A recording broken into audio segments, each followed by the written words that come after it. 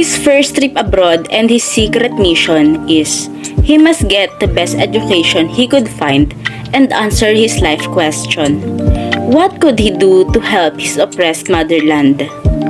He has to study in Madrid, but this plan was kept secret. Also, he wants to observe keenly the life and culture, languages and customs, industries and government and laws of the European nations in order to prepare himself of the mighty task of liberating his oppressed people from Spanish tyranny.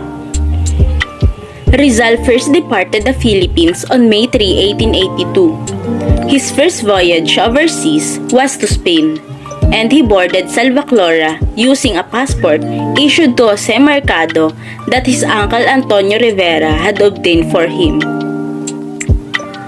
Next is Singapore. May 9, 1882 marked Rizal's first rest stop before continuing on to Spain. He boarded the boat Jemna at this time. Next is Sri Lanka. May 18, 1882, Rizal's trip to Colombo, Sri Lanka was crucial for him to advance his French language skills while he was on board the French ship Jemna. Next is Egypt. He arrived at the Suez Canal on June 2, 1882 while traveling to Marseille. Italy. On June 11, 1882, spent an hour in the Italian city of Naples, his first time setting foot on European soil. France. He boarded at the Knowles Hotel when the ship anchored Marseille, France, between June 12 and 15, 1882. Spain. Rizal landed at Barcelona, Spain on June 16, 1882, and boarded at Ponta de Espa. On September 2, 1882, he traveled from Barcelona to Madrid to pursue his medical studies in Universidad Central de Madrid. He also took philosophy and literature courses as well as private tutored lessons, French, Germany, and English. France. He traveled on Paris, France on June 15, 1882 to spend summer and explore the large French city. Germany. Rizal landed in Heidelberg, Germany on February 3, 1883. The poem To the Flowers of Heidelberg was written by Rizal because he was in love with the Heidelberg flower. He departed Heidelberg for Wilhelmsfeld, Germany on April 26, 1886 in response to the Reb Karl Ulmer request. He studied German country's life and practiced speaking fluent German between June 20 and 25, 1886. He left Wilhelmsfeld for Leipzig, Germany on August 15, 1886 in order to help Prof. Ferdinand Blumenthal in his research of the Tagalog language. On October 29, 1886, he traveled to Dresden, Germany, where he saw the Palacio Japonese and a number of other fascinating locations. He was allowed entry to the Real Biblioteca de Berlin, capital of Spain, on November 1, 1886, where he joined Maximo Viola to conduct study and read other books. He began instructing Viola in German. Rizal and Viola landed in Munich between May 26 and 30, 1887, Germany, and slept at the Rhine Hotel, drinking beer there while doing business. The first trip abroad about Rizal on Switzerland. On June 19, 1887, Rizal spent his 26th birthday in Geneva with Viola. And also, his letters to Blumentritt reflect in his views on revolution. Rizal and Viola split up in June 23, 1887, with Rizal moving to Rome and Viola to Barcelona. The France. On July 2, 1887, he came in Marcellus to look through the Meroa Gerias bodegas for the package of goods. The next one is Rome. He arrived in Italy on June 27, 1887. He explored the city. He went to the capital, the Rocca Taperia, the Platinum, and the Roman Forum, and also the Capitolinum and Museum and Santa Maria Maggiore Church.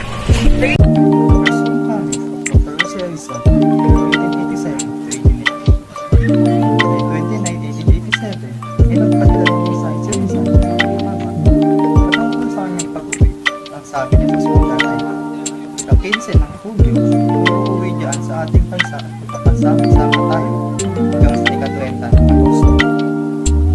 Ngunit pinagsulat sa isa ng kapatid kasi pa siya ang kanyang bayaw ng si Silvestre Ubaldo.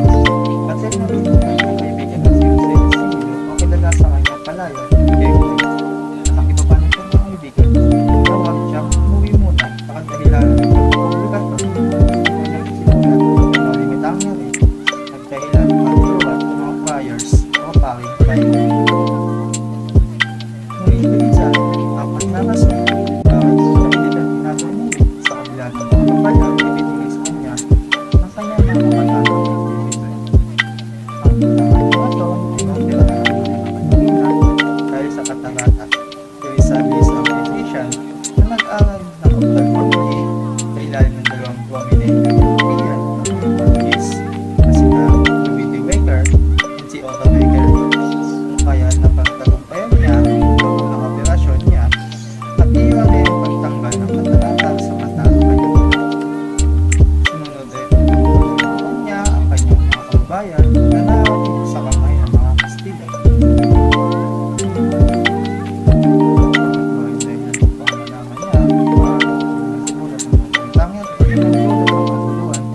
Pagitan ng Kastila at mga Pilipino.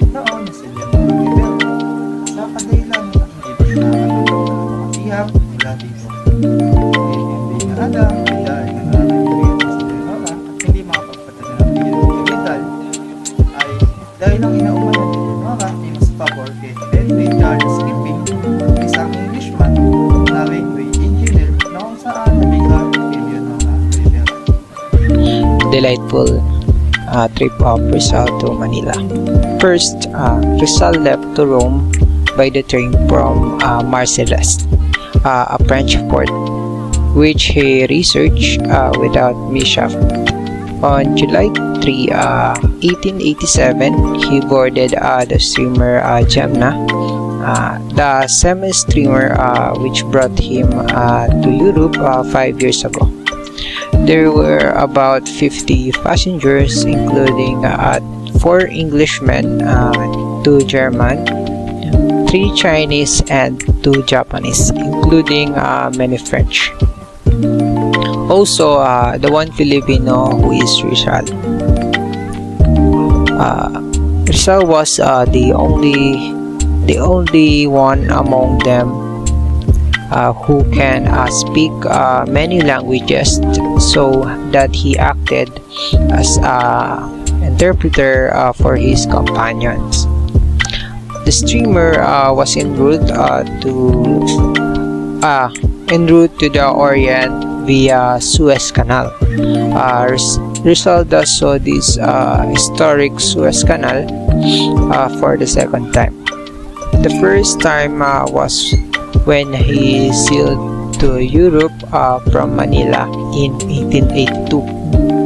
On board, he played chess with his fellow passenger and engaged in lively conversation in many languages. Some passenger sang and other play piano and also accordion. After leaving Aden, the weather became rough and some of Rizal's book got wet. And at Saigon, on July 30, he transferred to another same steamer It's a Haipang, which was Manila Band. On August 2, this streamer left Saigon to Manila. As the arrival of Rizal in Manila.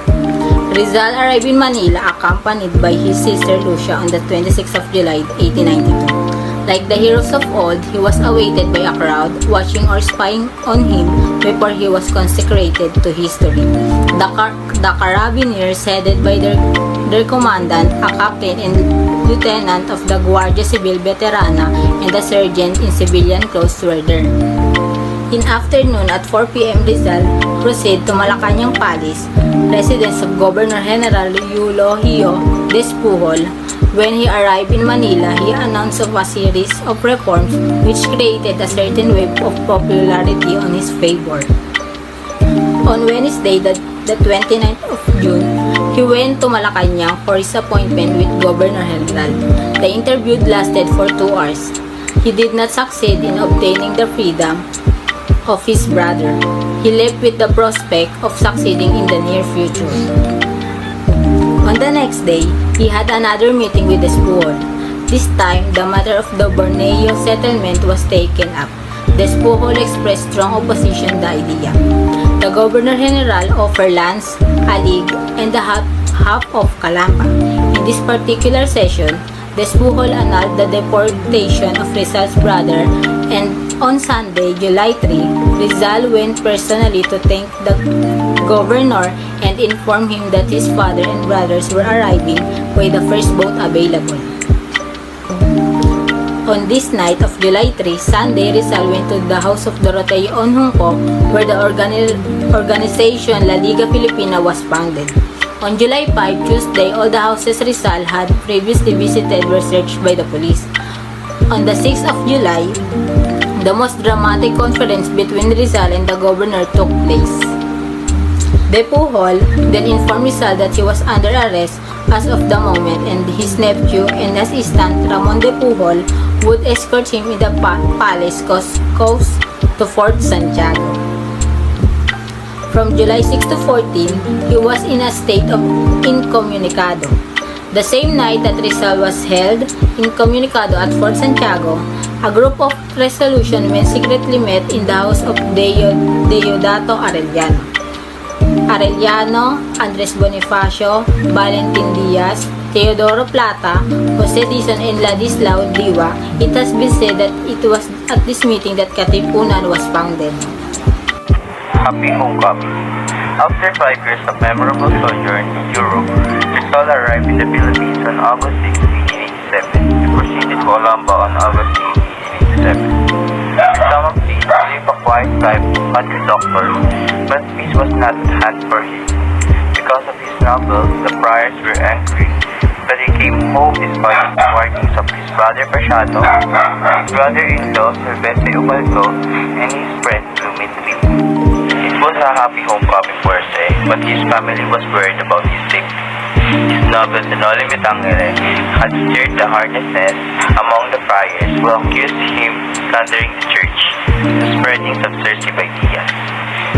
But despite of these difficult circumstances, Rizal tried his best to contribute to the community. He established a medical clinic in Calamba, and his first patient was his mother. But the problem is, he cannot perform any surgical operation because her eye cataract was not yet ripe. His fate was considered miraculous by the townspeople. They flocked to his clinic, and soon they were joined by the people and from Manila and other provinces. Dr. Rizal was to be called Dr. Olimar because he came from Germany. Later their illness, and soon he acquired lucrative medical practices. Rizal opened a gymnasium for youth sports where he introduced European sports. He tried to generate the interest of his townmates in sports such as fencing, shooting, and gymnastics. He promoted these sports hoping to discourage the townmates from idleness and gambling. Rizal suffered one failure during his 6 months of sojourn in Calamba. His failures to see Leonor Rivera. Leonor Rivera was the childhood sweetheart and lover by correspondence of Jose Rizal. Rivera was the greatest influence in preventing Rizal from falling in love with other women while Rizal was traveling outside the city.